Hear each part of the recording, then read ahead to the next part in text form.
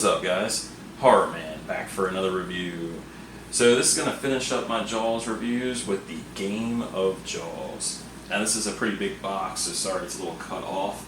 So just taking a look at this box real quick here, you can see it does say the Game of Jaws. You got the Jaws 50th logo. You do have this really cool picture of the shark itself, just kind of with some of the different pieces that are included. Cool little drawing of the shark.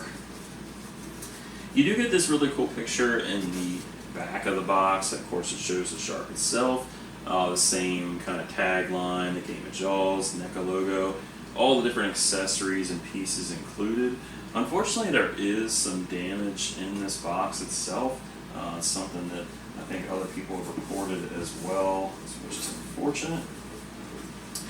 Some really cool little logos on here. So really nice box, definitely has that retro feel, definitely reminds me of the original game. So let's go ahead and get this out of the box, have a closer look. Alright, so once you get the box open, you do have the Game of Jaws instruction manual right inside of the inner packaging. So if you look at this, it does kind of tell you how to put the shark together. There is a little bit of assembly required, basically just slide the fins up into the body, nothing real hard to do. And it tells you to kind of test the shark out, make sure it works okay before you start playing the game. But basically you get these cool little diagrams of the shark, which I always like, and it is nice to get an actual manual since it is a game. But basically the game revolves around trying to collect as many pieces as you can from the shark's belly without the jaws snapping on you. So pretty cool little game. So I do like this little touch of nostalgia from NECA. While I love the nostalgia of the game and that idea, it's really the figure itself that's going to sell people on this Jaws. And man, NECA really knocked it out of the park with the details here. I'm blown away by how this looks. It's exactly what I expected, from the movie itself, and it's awesome.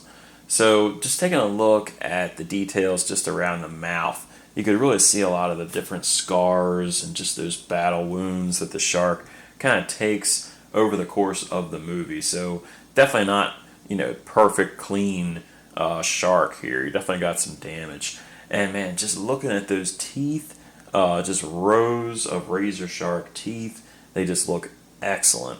The eyes are, of course, as black as they could be. And for me, the most important touch of this figure is those jowls. And it's true. Jaws is nothing without these jowls. It's just not the same shark. The mechanical shark from that original had such a unique look.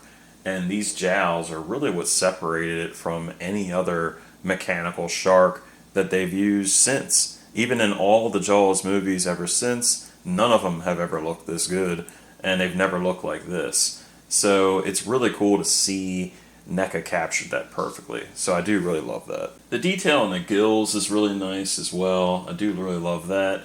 The one thing I really love about this shark, aside from those, jowls, is I like how bumpy the shark is. It's not just like smooth. You can see these like little kind of bumps and just like the kind of sculpt of the shark itself, and it just makes it look a lot more lifelike, and again just reflects that mechanical shark. Like even around the eye, you could see kind of like some of the texture kind of makes the eye stick out just a little bit, so it's not smooth, but just amazing detail in this shark. Now taking a look at the tail end of the shark, it's definitely going to be some interesting sculpting choices, and before you judge it, I want to talk about that.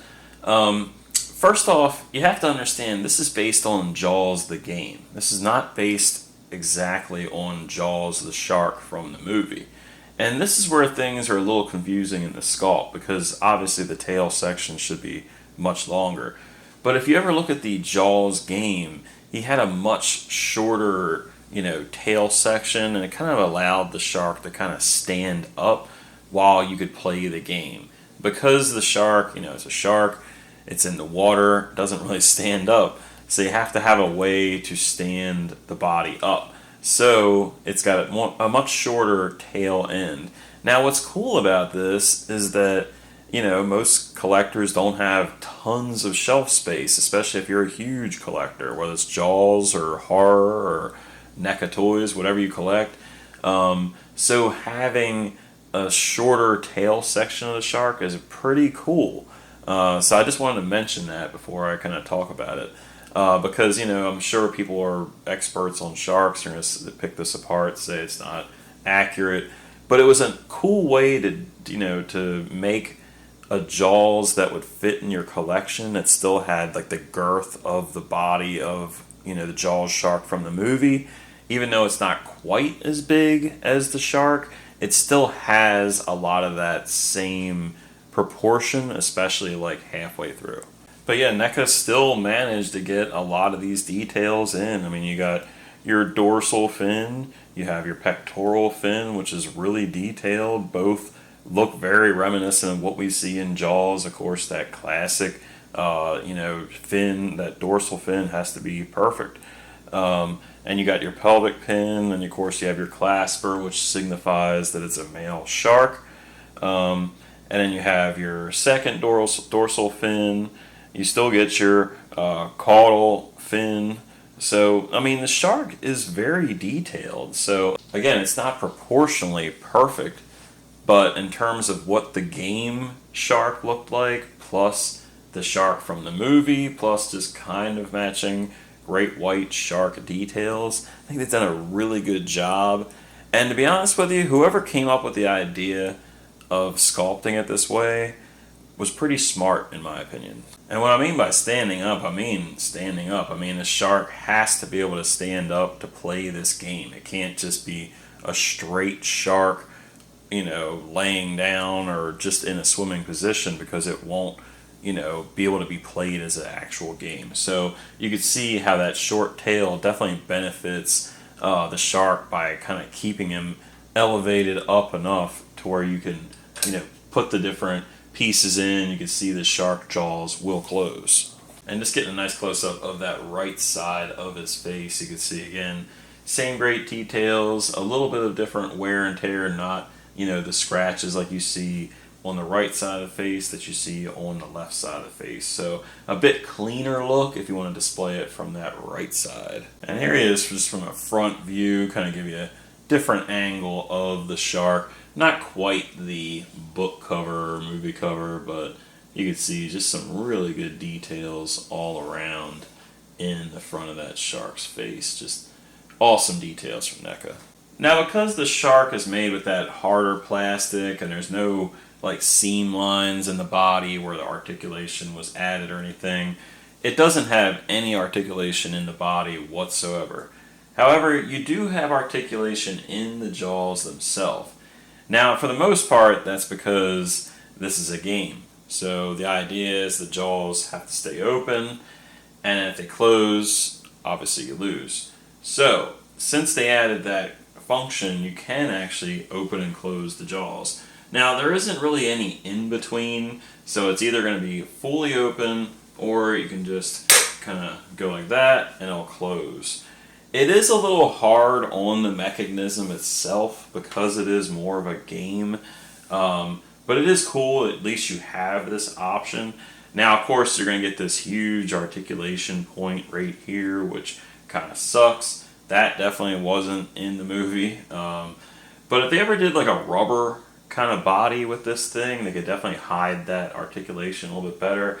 Nonetheless, it is cool that the jaws actually can close. And here's the shark from the front angle, so you can see those teeth a little bit better. And of course, yeah, he's got that mouth closed this time. So really cool, you know, that you can get these different kind of looks, either open jaws or, you know, closed jaws. I do wish it just had articulation points, but you know, that's just the way it is. Now, there is other ways of getting this, you know, mechanism to close. If you don't want to just, you know, close it yourself like that, you can kind of gag him and stick your finger in here and it'll close. But yeah, I mean, it just is what it is.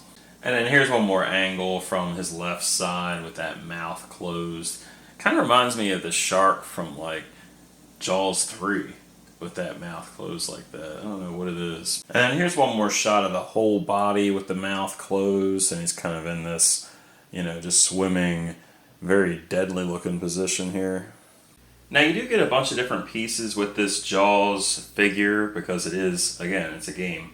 But they're different pieces that are in scale with him, which is really cool. And they're basically meant to go in his belly, and you're supposed to pull these out of his mouth. So you have the tire, and some of these are actually related to the movie. Other ones are just kind of part of like the accessories that came with the original game. So you have the license plate, and that was kind of something that fell out of the mouth of the tiger shark that they thought was Jaws. You get this boot, which I think the boot was also in the tiger shark's mouth, which is pretty cool. And you can like put it in the mouth or, you know, in the belly, however you want to display it. Now some of these are kind of sad because they would have came with the Chief Brody figure, so you get like his communicator. And then you also get his revolver.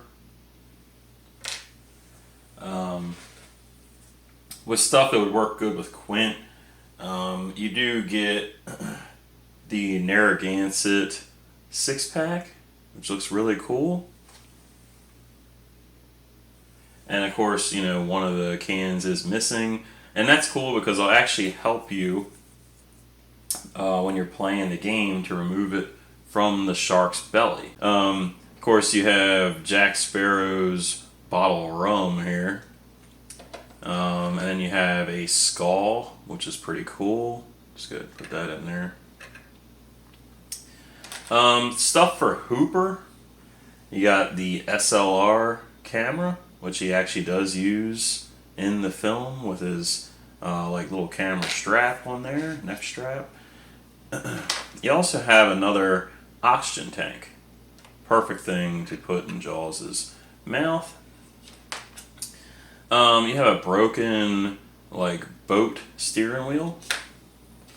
And then some things that definitely work with the original game. I believe this skeleton bone was, and then this like fish bone.